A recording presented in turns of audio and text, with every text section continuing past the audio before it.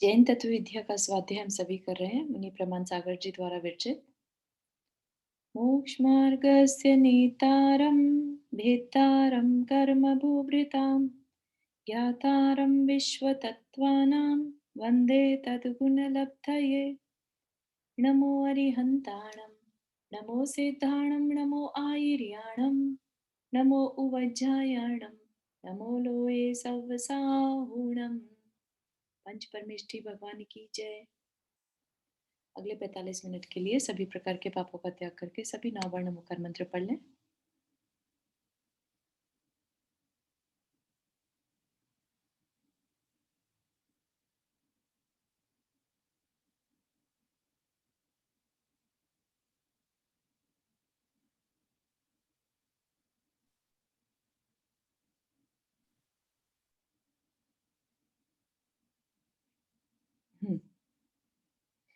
तो हमारा विषय इसमें चल रहा था, जो हमने शुरू किया था वैमानिक देवों के बारे में, है ना। वैमानिक देव जो ऊपर के स्वर विमानों में रहते हैं। वैसे तो देव हमने देखा था 3 नीचे भी रहते हैं, लेकिन ये स्पेशल चर्चा किनके लिए है, जो ऊपर में रहते हैं, है ना। ऊपर जो लोक का ऊपर का हिस्सा है उसमें रहते हैं, ठीक है। तो वहां से जब हम शुरू किया था तो उसमें हमने जाना था कि सबसे पहले 16 स्वर्ग होते हैं। 16 स्वर्गों के ऊपर, ठीक है, 9 ग्रैवेक होते हैं, उनके ऊपर 9 अनुदिश होते हैं, फिर 5 अनुत्तर और 5 9 अनुदिश और 5 अनुत्तर विमान होते हैं, ठीक है। इतने टोटल ये विमान है। अब जो 16 स्वर्ग होते हैं उनमें क्या व्यवस्था है, जैसे हमने नरकों की एक एक पटल की और एक एक पृथ्वी में कितने पटल हैं, उसमें कितने बिल हैं, उन सब की जानकारी देखी थी। ऐसे ही स्वर्गों में भी व्यवस्था है।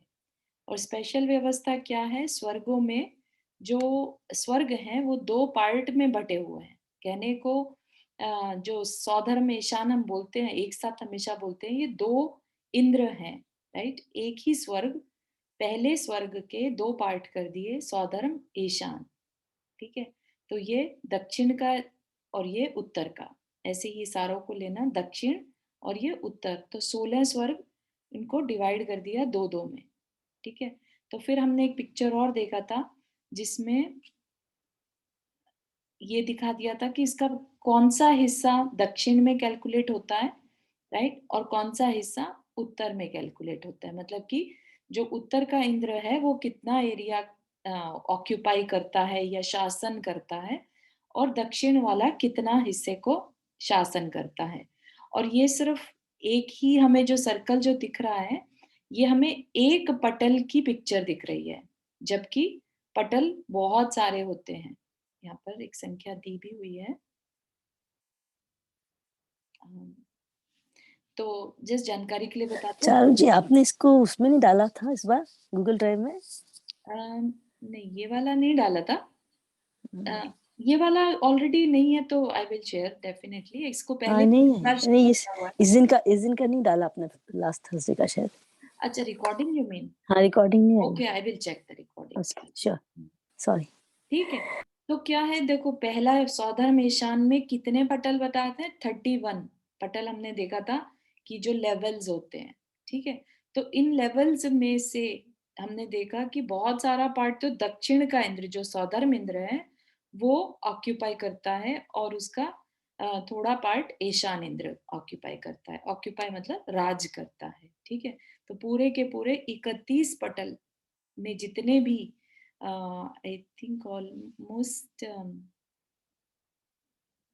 60 लाख विमान है, ऐसा देखेंगे तो इतने सारे विमान के होते हुए, है ना, और उतने विमानों को ये इंद्र राज करते हैं, उनमें रहने वाले देवों का, राइट। तो इनके नाम हमने एक बार और देख लिए already, I don't think we need to repeat. इसके बाद हम यहाँ पर देख रहे चारू, जय जिनेन्द्र। हैं। जय जिनेन्द्र। तो ये जो तुम बोल रही हो इतने सारे विमान, हाँ तो जी। ये सब टोटल सब देवों के या किसी एक देव के इतने सारे विमान?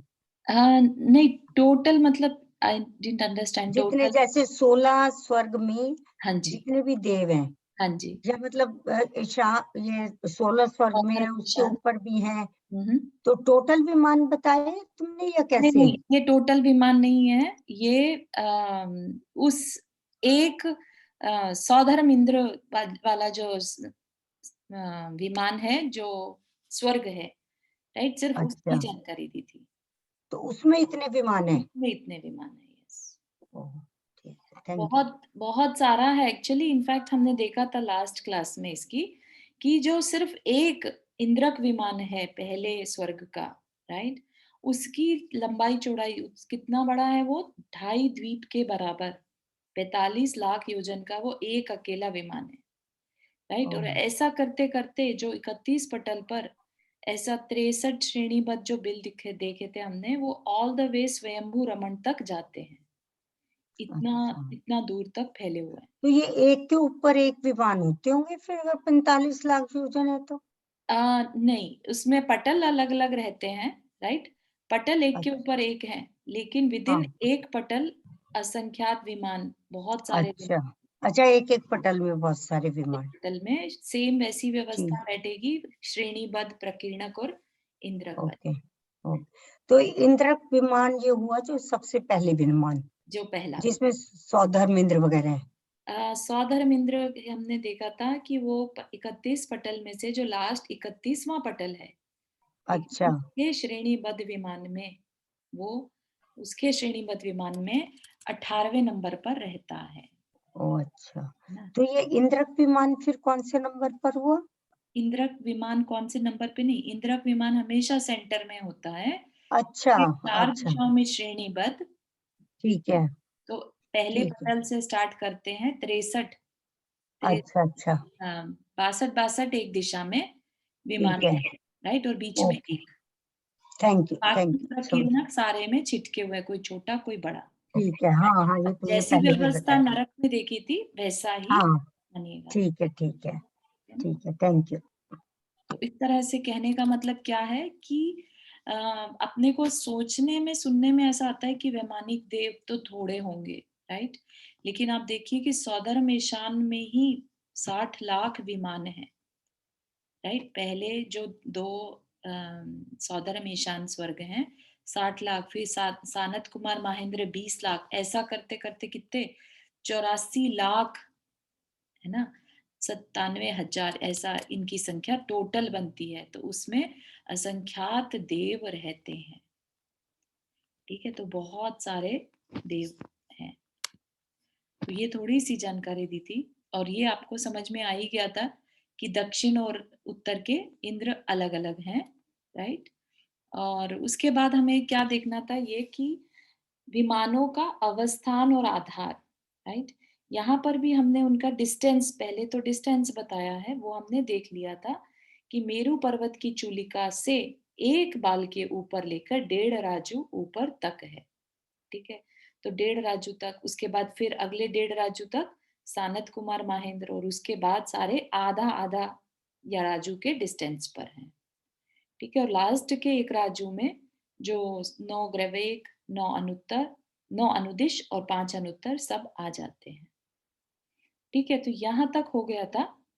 अब इसके बाद सौधर्म युगल के विमानों का आधार जल है, तो ये क्या बात कह रहे हैं, जैसा हमने नरक में देखा था, राइट, नरकों में जो पृथ्वियां थी उनके बीच में वातवलय आते हैं, ठीक है। तो पृथ्वी उस चीज को कहते हैं जो किसी चीज पर टिकी हो, ठीक है, उसका कोई बेस हो, तो उसको पृथ्वी कहते हैं।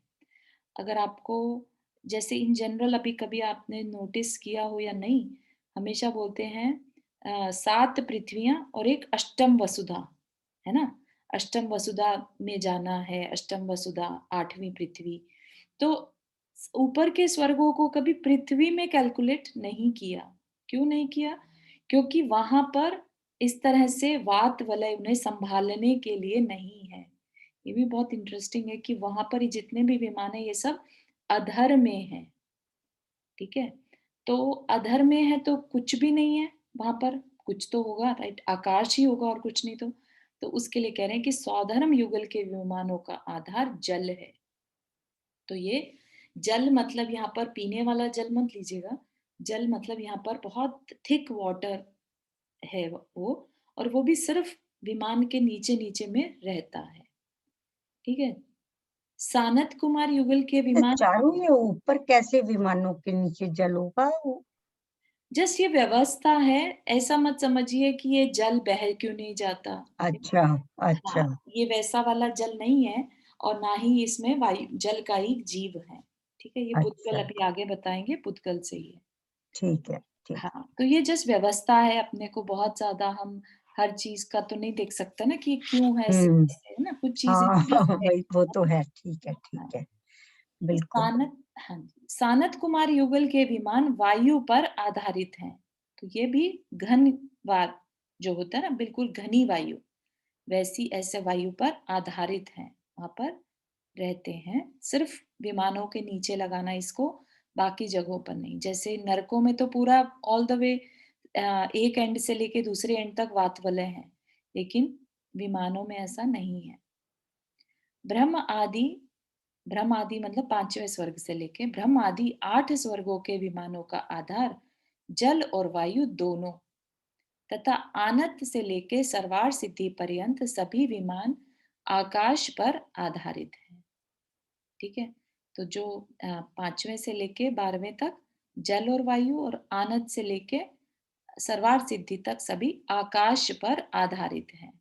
तात्पर्य यह है कि देव विमान नरक बिलो की तरह किसी पृथ्वी पर न होकर अधर में है। वहां के पुद्गल स्कंद ही जल आदि के रूप में परिणत हुए हैं। तो वो जीव नहीं है, पुद्गल स्कंद बता रहे हैं। ठीक है ना, जल आदि के रूप में परिणत हुए हैं। जैसे कोई गैस नहीं हो जाती एकदम, जैसे कोई गैस भर जाए किसी चीज के लिए, राइट, और फिर उसके ऊपर कुछ रख दिया जाए तो वो उसको होल्ड करे रहती है, इस तरह का कुछ विजुअलाइज कर सकते हैं। विमानों का वर्ण। नहीं, जैसे जैसे जैसे जल में तो हम जल का एक जीव सोचने लगते हैं ना, लेकिन अगर आप जल की जगह तेल सोचो, तो हाँ, तेल तो पुद्गल है लेकिन फिर भी लिक्विड हाँ, है सही ना। बात है, बिल्कुल सही है ना। तो वैसा ही मानिए, तो थोड़ा थिक ही होता है, और जैसे पिलपिला सा टाइप का, राइट, वैसा। चलिए, विमानों का वर्ण। वर्ण मतलब जो ये विमान हम देख रहे थे अभी, तो उनके वर्ण कैसे हैं। सौधर्म युगल के विमान 5 वर्ण वाले, 5 जितने भी मेन 5 कलर जो होते हैं, उनके जो विमानों के कलर हैं ऐसे, राइट। अब क्यों है ऐसे कलर, इससे कोई, इसका कोई आंसर नहीं है, बस होते हैं। ठीक है। सानत कुमार माहेंद्र के विमान कृष्ण रहित 4 वर्ण के, तो वहां पे काले रंग के विमान नहीं है। ब्रह्मोत्तर लांतव कापिष्ट के विमान कृष्ण और नील रहित शेष 3 वर्ण के। शुक्र महाशुक्र शतार सहस्रार के विमान पीत और शुक्ल वर्ण के, तथा शेष विमानों का वर्ण शुक्ल है। शुक्ल मतलब सफेद। अब बता रहे हैं इंद्र विभूति। एक जो इंद्र होता है, उसकी कितना ऐश्वर्य है, मतलब उसके पास क्या क्या है। ठीक है। सौधर्म इंद्र के परिवार में, तो ये हमने पहले एक बार पढ़ा था कि परिवार किसे कहेंगे, है ना। इंद्र का परिवार बोलते हैं तो उसके कोई बच्चे तो होते नहीं है, राइट। ऐसा नहीं कि उसके भाई बहन हो, उसके माता पिता हो, तो उनका परिवार होता है उनकी सभा में बैठने वाले लोग, उनकी देवियां आदि, बस। तो सौधर्म इंद्र के परिवार में एक प्रतीन्द्र, 84,000 सामानिक, 33 त्रायस्त्रिंश, त्रायस्त्रिंश जो उनके सलाहकार कह लीजिए, पुरोहित कह लीजिए, अभ्यंतर मध्य और बाह्य परिषद के क्रमशः, मतलब क्या, अभ्यंतर मध्य और बाह्य परिषद, पारिषद होता है वैसे, पारिषद है ना, परिषद मतलब सभा, और पारिषद उन देवों के जाति कह लीजिए। तो 12,000, 14,000 और 16,000 पारिषद होते हैं जो सभा में बैठते हैं। 3,36,000 आत्मरक्ष, मतलब इतने एक इंद्र की रक्षा के लिए जो सिक्योरिटी गार्ड कह लीजिए। 7,46,76,000 अनीक होते हैं। अनीक एक तरह से उनकी सेना। ठीक है, भले ही किसी पे वॉर करने नहीं जाना, लेकिन इंद्र की विभूति बता रहे हैं, राइट। तो इंद्र की ये सेना होती ही होती है। अब इसमें आगे सौधर्म, हाँ भूमिका आपने हाथ रेज किया, यस।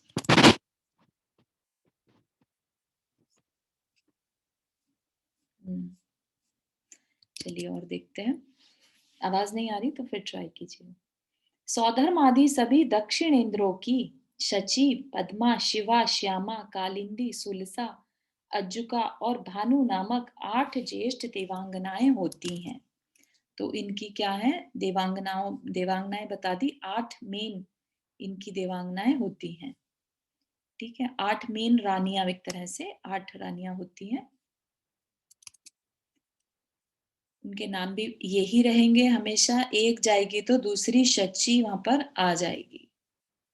ईशान आदि उत्तरेंद्रों की श्रीमती, रामा, सुसीमा, प्रभावती, जयसेना, सुषेणा, वसुमित्रा और वसुंधरा नाम की 8 ज्येष्ठ देवियां होती हैं, जो पट रानियां जैसे बोलते हैं उन्हें वैसा।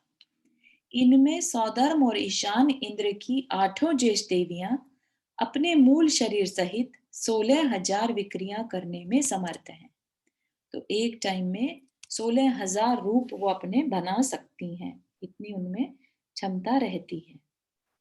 ठीक है, तो यहाँ पर सौधर्म इंद्र की देवियां और फिर उन देवियों की फर्दर क्या विक्रिया करने की क्षमता है वो बताया। सौधर्म और ईशान इंद्र की एक एक ज्येष्ठ देवी के 16,000 परिवार देवियां हैं। तो 16 सौधर्म इंद्र की जैसे एक देवी के 16,000, तो 8 देवियों की टोटल कितनी हो गई, 128,000 टोटल देवियां। ठीक है, ये तो ये वाली हो गई। और फिर कितनी, 32,000 उनकी वल्लभा देवियां भी होती हैं। तो ये जो परिवार देवियां बताई, 16,000 की परिवार देवियां हैं, ये भी अपने ज्येष्ठ देवियों की तरह 16,000 विक्रिया में समर्थ होती हैं। परिवार देवांगनाओं में जो इंद्र को अति प्रिय होती है उन्हें वल्लभा देवी कहते हैं। सौधर्म इंद्र की 32,000 वल्लभा देवियां हैं। शेष इंद्रों के परिवार के संबंध में देखें परिशिष्ट। तो पीछे नीचे में एक चार्ट बना के रखा है, उसमें सारे देवों के बारे में, उनकी कितनी देवियां हैं आदि वो सब दिया हुआ है। ठीक है, चारू, सौधर्म इंद्र की 32,000 से ज्यादा देवियां होती हैं? सौधर्म इंद्र की 1,60,000 देवियां होती हैं। अच्छा 30,000 तो सिर्फ वल्लभा देवियां हैं। ठीक है, अच्छा फिर उनकी अच्छा। यहाँ पर जो मेन देवियां हैं उनकी फर्दर 16,000 देवियां परिवार देवियां होती हैं। तो टोटल 128 प्लस 32, 160, 160। हजार, 160 एंड हजार ऑल्सो। यस, 1,60,000 देवियां अच्छा, सौधर्म इंद्र 1 की। Lakh. Charu, can you hear me now? Yes yes yes. हाँ, तो सौधर्म इंद्र जो थे चारू, मतलब जो होते हैं वो पहले स्वर्ग के इंद्र कहलाते हैं।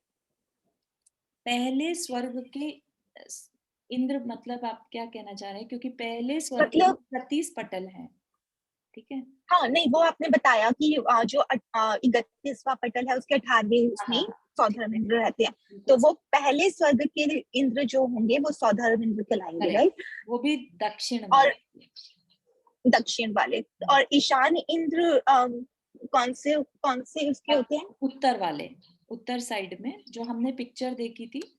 हाँ, वो याद आ गया। हाँ, तो ये उत्तर पिक्चर वालों का नाम ईशान इंद्र है, बट आपने बताया था कि दक्षिण वाले जो देव इंद्र होते हैं जी, वो नियम से एक भवधारी होते हैं, करेक्ट, राइट? बिल्कुल सही। और उत्तर वाले जो ईशान इंद्र है तो वो भी एक भवधारी होते हैं कि नहीं होते हैं? नहीं, वो नहीं होते, वो 2 भी हो सकते हैं, 3 भी हो सकते हैं मैक्सिमम। ओके, ठीक है चारू, लेकिन थैंक यू। इनका नियम से ये एक भवतारी होते हैं। दक्षिण वाले होते हैं। हाँ, दक्षिण वाले। और शची भी होती है, और उनके लोकपाल, सौधर्म स्वर्ग के जो लोकपाल हैं वो भी एक भवतारी होते हैं।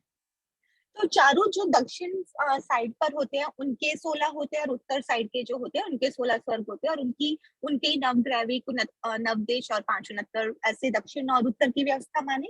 हाँ, टोटल होते हैं, हमने पिक्चर में भी देखा था, राइट? जो इंद्र की व्यवस्था है वो इस तरह से है, जो ये ब्लू में दिख रहे हैं, राइट?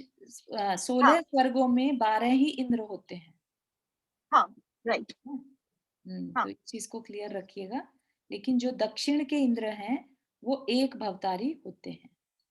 और वो नहीं, क्वेश्चन वाज कि दक्षिण में भी 16 स्वर्ग होते हैं कि नहीं नहीं? ऐसा नहीं, 8 12 ही है, 8 12 ही होते हैं। अच्छा 8 होते हैं, 8 ठीक 8 है 16 हो गए। ठीक है चारू, थैंक यू।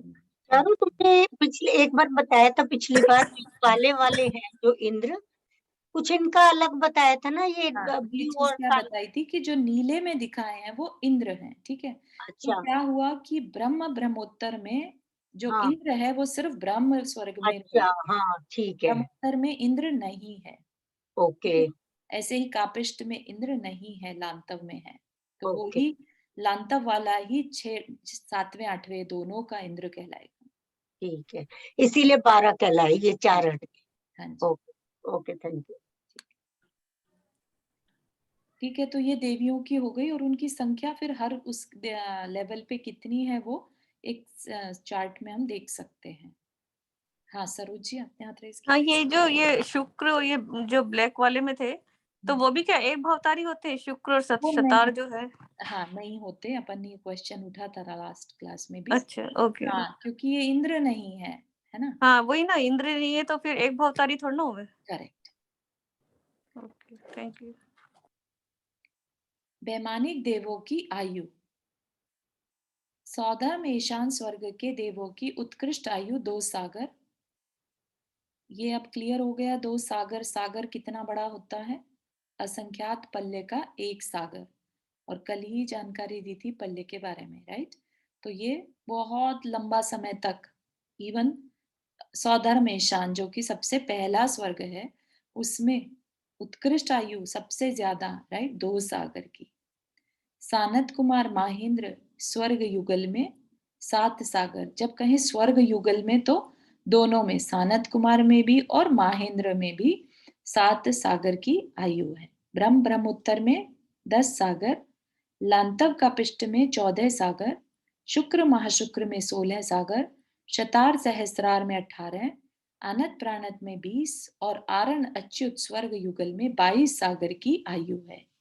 इसके ऊपर 9 ग्रहवेकों में एक एक सागर बढ़ते हुए अंतिम ग्रहवेक में 31 सागर। तो चारू जो अपना ये एक कल्प काल होता है वो 10 कोड़ा कोड़ी सागर का होता है ना, जो कल्प काल होता है हाँ, है ना। 10 तो कोड़ा। उसमें इसका मतलब 10 कोड़ा कोड़ी हाँ जी। सागर है, तो और एक उसके 2 है, तो मतलब 5 कोड़ा कोड़ी इंद्र निकल जाते हैं, सौधर्म इंद्र। Correct, correct. इतने इंद्र निकल जाते हैं मतलब। इंद्र 5 कोड़ा कोड़ी इंद्र निकल जाते हैं, तब जाके वो टाइम पूरा होता है। That's a very huge time actually, हाँ, वेरी बिग टाइम, है ना। अपन तो मतलब इमेजिन भी नहीं कर सकते 10 कोड़ा कोड़ी सागर का एक अवसर्पिणी या एक उत्सर्पिणी काल होता है। तो जो इंद्र आदिनाथ भगवान के काल में आए हुए होंगे, मे बी वो नहीं आए होंगे अजितनाथ और संभवनाथ के में, क्योंकि उतना सारा समय निकल गया। हाँ, एक कोड़ा कोड़ी सागर का होता है चतुर्थ काल। एक कोड़ा कोड़ी, हाँ हाँ, हाँ, तो भी तो एक कोड़ा कोड़ी में 50,000 तो निकल ही गए ना, है ना। एक कोड़ा कोड़ी का मतलब 1 करोड़ में 1 करोड़ को मल्टीप्लाई करना। कोड़ा कोड़ी वर्ड यूज किया ना, सिर्फ 1 कोटि नहीं कहा, 1 कोड़ा कोड़ी मतलब 1 करोड़ में 1 करोड़ को मल्टीप्लाई करना, ठीक है। तो हाफ कोड़ा कोड़ी इंद्र निकल गए, हाँ, नंबर ऑफ संख्या हाफ कोड़ा कोड़ी, बिल्कुल, है ना। यस। एक बार ये कुछ चीज समझाओगे, कुछ समझ नहीं आए कि एक कोड़ा कोड़ी में से ये निकल गए हाँ, हाफ। नहीं, वो उनकी खुद की इंफॉर्मेशन है एक्चुअली, वो डिस्कशन का विषय नहीं है। तो ठीक है, या ठीक है। वो क्या खुद। तुमने चीज बताई थी, एक तो अनंत अनंत बताए थे, हाँ जी, तुमने 2 वर्ड यूज किए थे, एक असंख्यात, असंख्यात और असंख्यात और एक अनंत अनंत, हाँ। है ना। हाँ, ठीक, असंख्यात क्या है कि जो काउंटेबल तो है, लेकिन हाँ, इतना इजी नंबरिंग नहीं है, ठीक है। ओके, और इनफाइनाइट अनंत जो है वो कोई भी काउंट नहीं कर सकता। ठीक है, थैंक यू। डिफरेंस है बस। हाँ, रीटा जी, आपने हाथ रेज किया।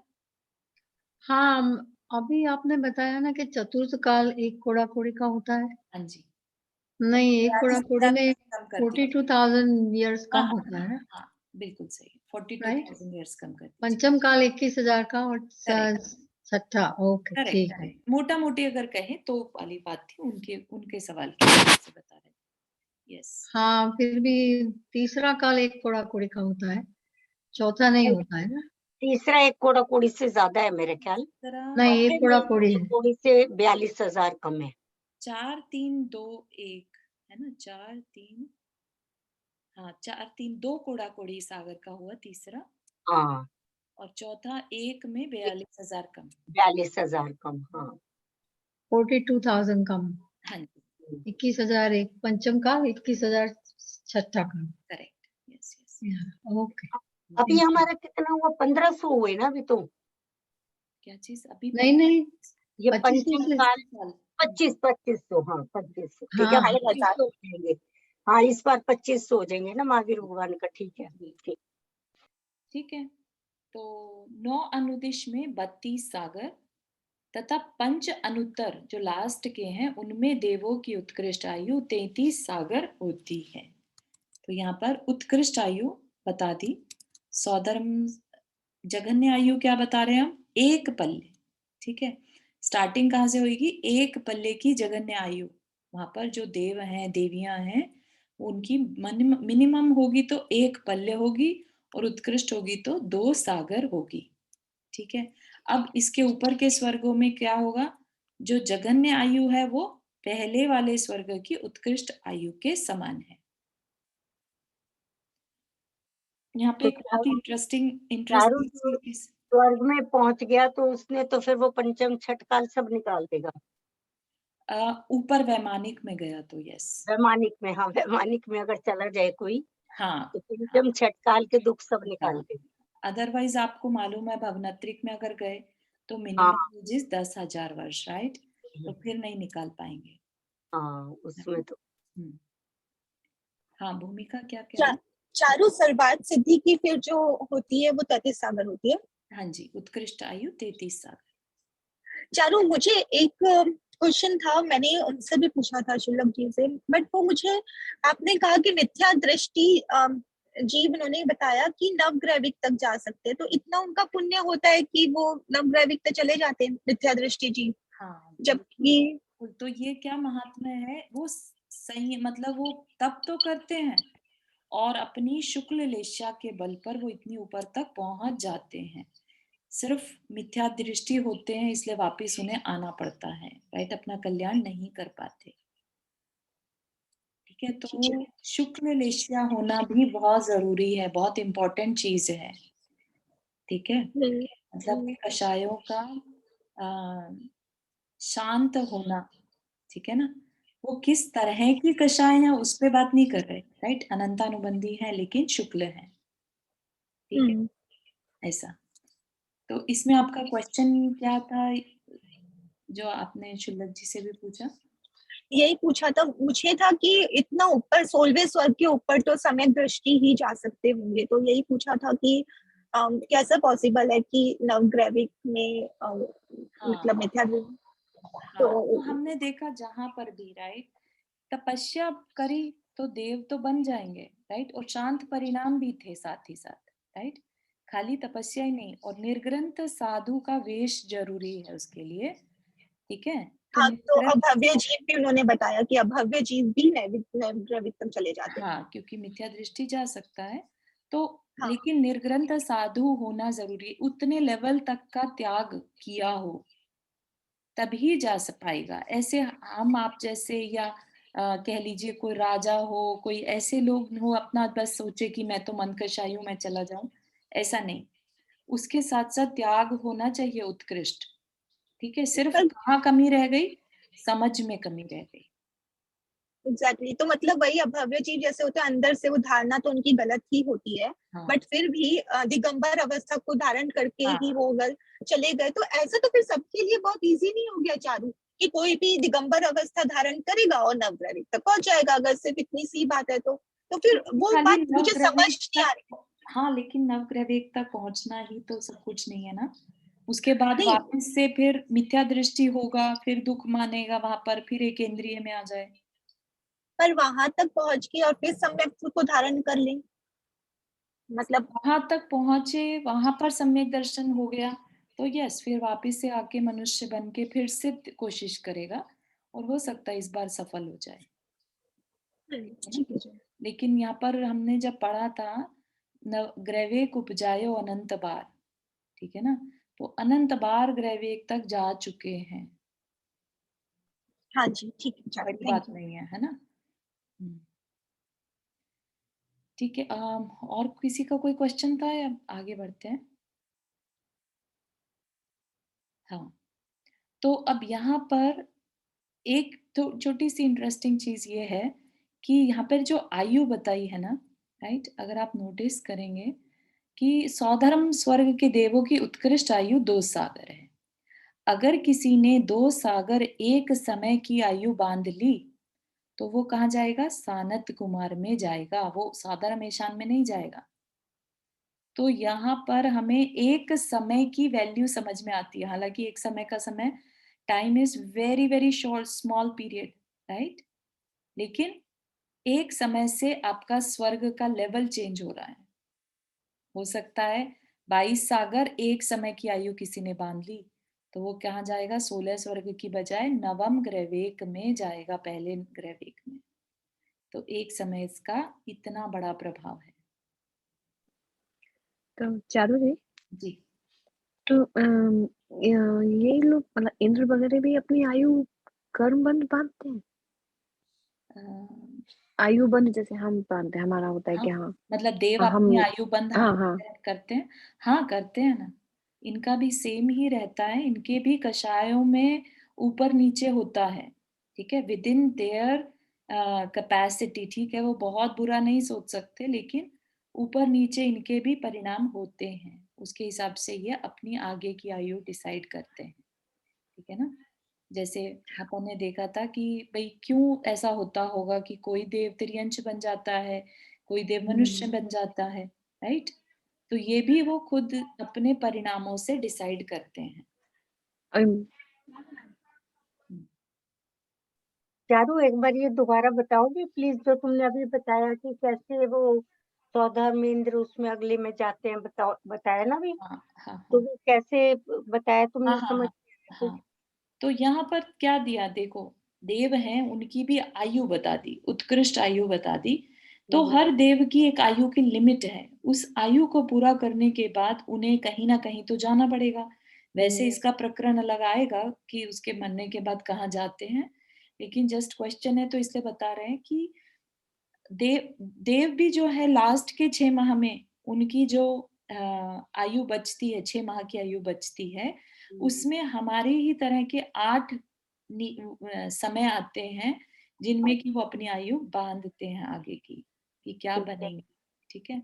तो बेस्ड ऑन देयर उस समय के परिणाम कैसे हो रहे हैं उनके, तो उसके बेस पर फिर अगली आयु वो डिसाइड करते हैं, ठीक है? एक मिथ्या दृष्टि जो देव है वो बहुत दुख मान रहा है, बहुत रो रहा है कि मैं तो सब कुछ छूटने वाला है, सारे सुख छूटने वाले हैं, कुछ और सुन ही नहीं रहा है, राइट? और एक देव सोचता है कि बस अब मेरा फिर से संयम पालन का कारण बनने वाला है, मैं नीचे जाऊंगा, मनुष्य बनूंगा और फिर से संयम धारण करूंगा, खूब जो कल्याणकों में जा जाके वो क्या करता है? भक्ति करता है, भावना ही तो भाता है ना। सम्यक दृष्टि जो है वो कल्याणकों की उनकी वैल्यू समझता है, ठीक है ना? पूरी लाइफ उस चीज पे रिग्रेट करता है कि मतलब मैं ये यहाँ पर आकर फंस गया, राइट, कि मैं मनुष्य होता तो, मैं कर्म भूमि का मनुष्य होता तो अपना कल्याण कर लेता। तो इस तरह से वो भावना ही भा सकता है वहां पर, तो है ना? तो सम्यक दृष्टि और मिथ्या दृष्टि इस तरह से अपना नहीं नहीं, मैं कुछ और पूछ रही थी, थोड़ा सा ऊपर करोगी तुम, ये पेपर पेज जो है, हाँ तो जी। ये तुमने कहा ना जैसे आयु ये बताई 2 सागर, फिर वो उसके बाद सानत कुमार महेंद्र, अच्छा, इस वो वाला बताया तो वो क्या है कि अगर किसी ने मरण हाँ, समय 2 सागर एक समय की आयु बांधी, ठीक है ना? क्योंकि हाँ, किसने कौन कितनी देर तक कौन से शरीर में रुकेगा वो सब पहले से डिसाइड होता है, ठीक है, राइट? कितने समय की उसने आयु बांधी, तो 2 सागर तक की आयु बांधी तो सौधर्म ईशान में, लेकिन अच्छा, अगर 2 सागर एक समय की बांध ली तो कहाँ जाएगा? नेक्स्ट वाले में ही जाएगा ना, राइट? अच्छा, ये उसके कहना बाद वो चाह रहे थे कि मतलब सनत कुमार में जघन्य आयु है 2 सागर एक समय। हाँ ठीक है ना, ठीक ये है। बात कहना चाह रहे थे कि एक समय का कितना महत्व है। ठीक है, ठीक है, थैंक यू। हम्म, चारू ठीक जी, है। देवों को भी पता होता है कि उनकी आयु इतनी है? मरण के समय से 6 महीना पहले पता चल जाता है, उससे पहले तो नहीं पता चलता। अच्छा। हम्म, ठीक है। तो उनको अपने अवधि ज्ञान से नहीं पता कर सकते हैं वो?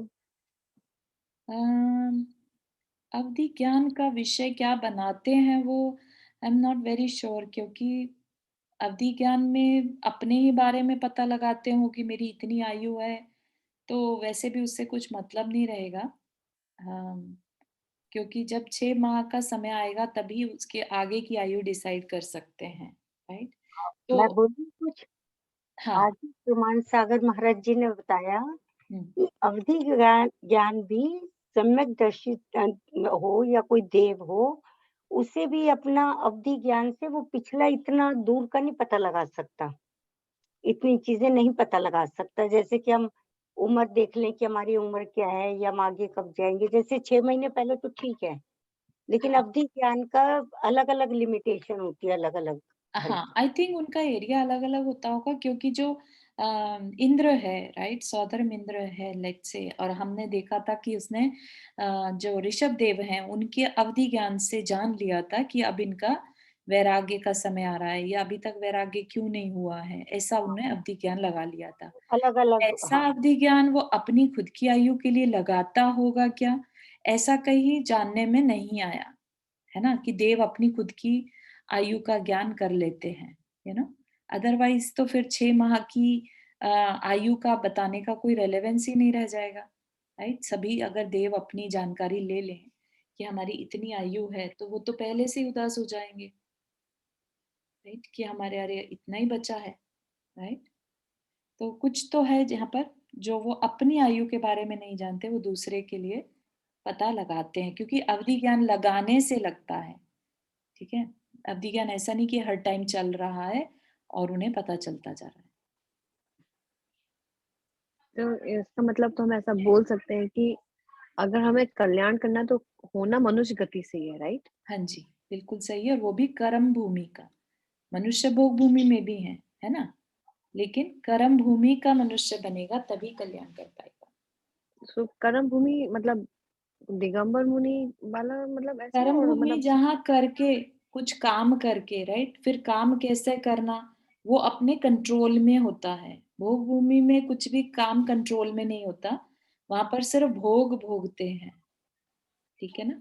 जैसे वो बड़ा बच्चा जो है, और अगर किसी बहुत रिच फैमिली में हो जाए पैदा, राइट, तो वहां पर क्या है, उसके मुंह से जो निकलेगा उसको मिल जाएगा, ठीक है ना।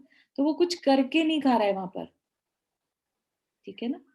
तो इस तरह से वो क्या होगा, बस उसके मन में आया और पूरा हो रहा है, मन में आया पूरा हो रहा है। यहाँ पर क्या कह रहे हैं, नहीं, अपने काम को कैसे चूज करना, you will be given choice always. फिर उसमें से अच्छा चुनना कि बुरा चुनना, हर टाइम तुम्हारे पास एक विवेक शक्ति रहेगी, राइट, विवेक से चुनते चले जाना, ठीक है ना। और कैसे पेट भरना, किसी को मार के अपना पेट भरना कि अनाज उगा के पेट भरना, राइट। तो इस तरह से कर्म भूमि में एक सोचने विचारने की क्षमता है। तो ये भी एक बड़ा वो है कि हम अभी कर्म भूमि में हैं, राइट?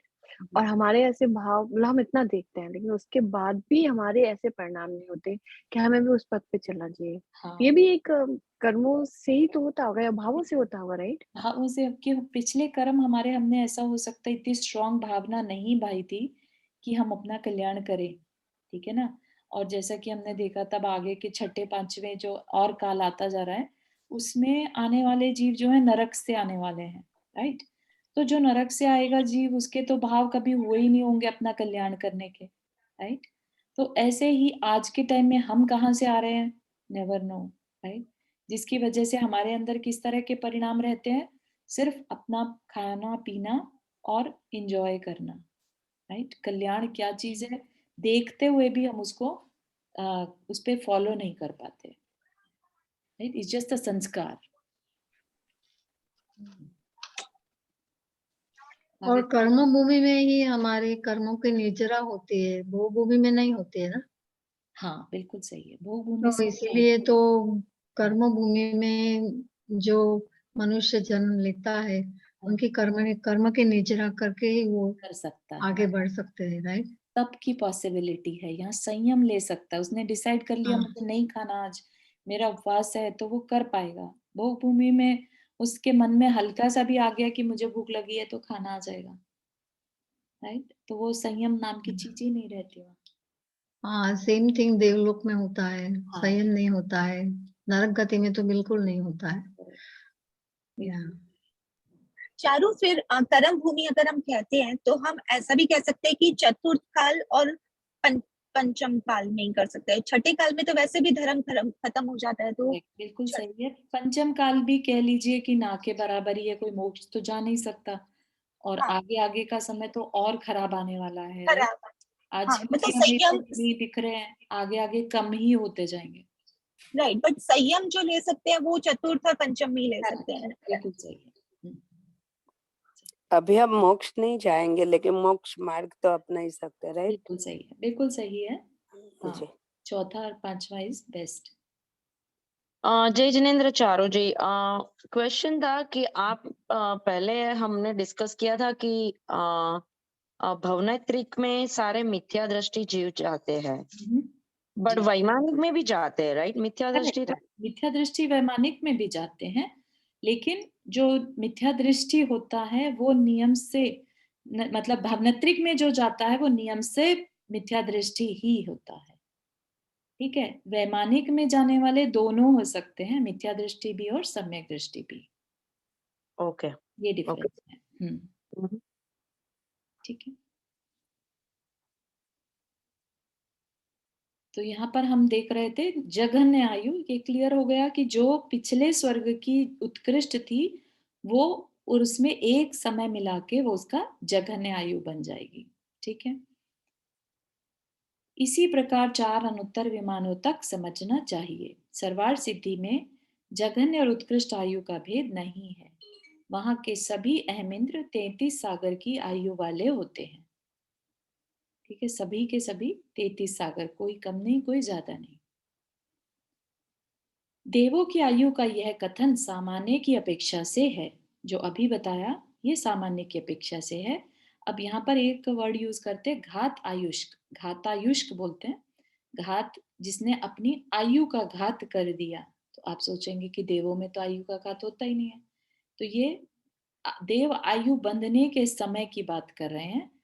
ये क्या कह रहे हैं, घातायुष देवों की अपेक्षा उनकी आयु में विशेषता है।